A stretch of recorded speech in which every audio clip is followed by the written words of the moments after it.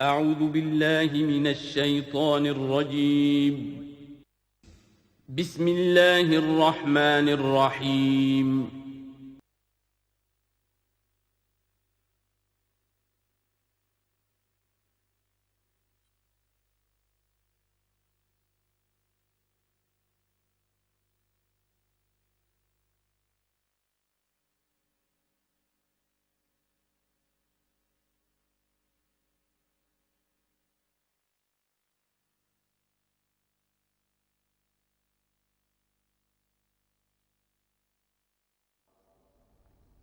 الحمد للہ وکفیٰ والصلاة والسلام علی عبادہ الذین اصطفیٰ خصوصاً علی افضلہم وخاتم النبیین محمد الامین وعلی آلہ وصحبہ اجمعین اما بعد فقد قال اللہ تبارک وتعالی کما ورد فی سورۃ الزخرف اعوذ باللہ من الشیطان الرجیم بسم اللہ الرحمن الرحیم حامیم والکتاب المبین انا جعلناہ قرآنا عربیا لعلکم تعقلون وَإِنَّهُ فِي أُمِّ الْكِتَابِ لَدَيْنَا لَعَلِيٌّ حَكِيمٌ وقال تبارک وتعالی کما ورد فی سورۃ الواقعہ فلا اقسم بمواقع النجوم وإنه لقسم لو تعلمون عظیم انه لقرآن کریم فی کتاب مکنون لا یمسہ الا المطہرون تنزیل من رب العالمین وقال عز وجل کما ورد فی آخر سورۃ الفجر بل هو قرآن مجید فی لوح محفوظ صدق اللہ العظیم رب اشرح لی صدری ویسر لی امری واحلل عقدۃ من لسانی یفقہوا قولی اللہم ربنا الہمنا رشدنا واعذنا من شرور انفسنا اللہم ارنا الحق حقا وارزقنا اتباعہ وارنا الباطل باطلا وارزقنا اجتنابہ اللہم ارحمنا بالقرآن العظیم واجعلہ لنا اماما ونورا وہدا ورحمہ اللہم ذکرنا منہ ما نسینا وعلمنا منہ ما جہلنا وارزقنا تلاوتہ آناء اللیل وآناء النہار واجعلہ لنا حجتا یا رب العالمین آمین۔ تعارف قرآن کے ضمن میں سب سے پہلی بات جو سمجھنے کی ہے وہ یہ کہ قرآن مجید کے بارے میں ہمارا اجمالی عقیدہ کیا ہے۔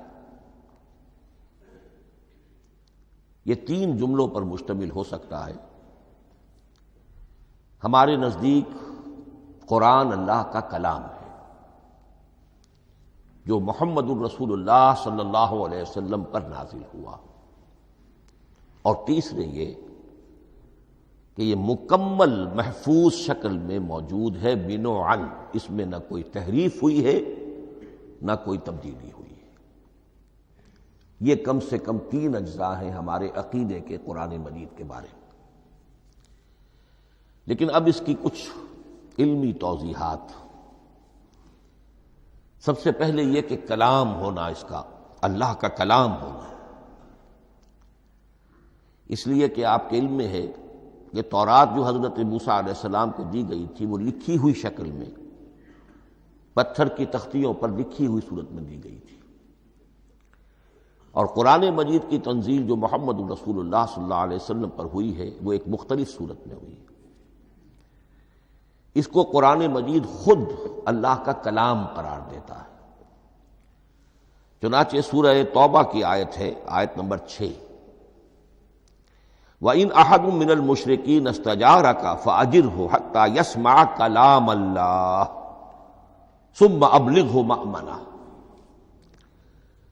جب ہجرت کے 9ویں سال آخری وارننگ دی گئی تھی مشرکین عرب کو کہ اب صرف تمہیں چند مہینے کی مہلت دی جا رہی ہے، اس دوران میں آخری فیصلہ کر لو اسلام قبول کرنا ہے یا نہیں،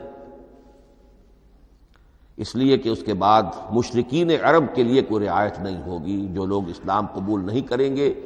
انہیں تہہ تیغ کر دیا جائے گا۔ فَإِذَا انسَلَخَ الْأَشْهُرُ الْحُرُمُ فَاقْتُلُوا الْمُشْرِكِينَ حَيْثُ وَجَدتُّمُوهُمْ، جب یہ مہلت ختم ہو جائے تو ان مشرکین کا قتل عام کرو۔ اس کی وضاحت پھر جب سورہ توبہ ہم پڑھیں گے تو اس وقت ہوگی، اس وقت یقیناً ذہن میں کچھ اشکالات آئیں گے، لیکن اس وقت اس ضمن میں تفصیلی بحث کا موقع نہیں۔ اب اس میں ایک استثناء رکھا گیا کہ ایک مشرک ہے، وہ چاہتا ہے کہ اتنا بڑا چیلنج جو ہمیں دے دیا گیا تو ہمیں موقع دیا جائے کہ ہم آئیں، آپ کے پاس بیٹھیں، کچھ دن رہیں، اللہ کا کلام سنیں، آپ کیا بات منوانا چاہتے ہیں، اس کے لیے کیا دلائل ہیں، اس کو اچھی طرح سمجھیں، اس کا ہمیں موقع ہونا چاہیے۔ اس کے لیے یہ آیت نازل ہوئی کہ وَإِنْ أَحَدٌ مِّنَ الْمُشْرِكِينَ اسْتَجَارَكَ، اے نبی اگر ان مشرکین میں سے کوئی شخص آپ سے پناہ طلب کرے فَأَجِرْهُ، اسے پناہ دیجئے، حَتَّى يَسْمَعَ كَلَامَ اللَّهِ، یہاں تک کہ وہ اللہ کا کلام سن لے، ثُمَّ أَبْلِغْهُ مَأْمَنَا، پھر یہ بھی نہیں کہ اسی وقت اسے کہا جائے کہ تم مانتے ہو یا نہیں مانتے، نہیں، پھر اسے اس کے امن کے مقام پر پہنچا دو۔ یہ جو آیت ہے اس میں لفظ کلیئر آ گیا کہ قرآن مجید اللہ کا کلام ہے، لیکن اب اسی تل کے اوٹ میں پہاڑ والا مسئلہ ہے، ٹپ آف آئس برگ، اس کے نیچے وہ کتنا بڑا تودہ ہوتا ہے۔ کلام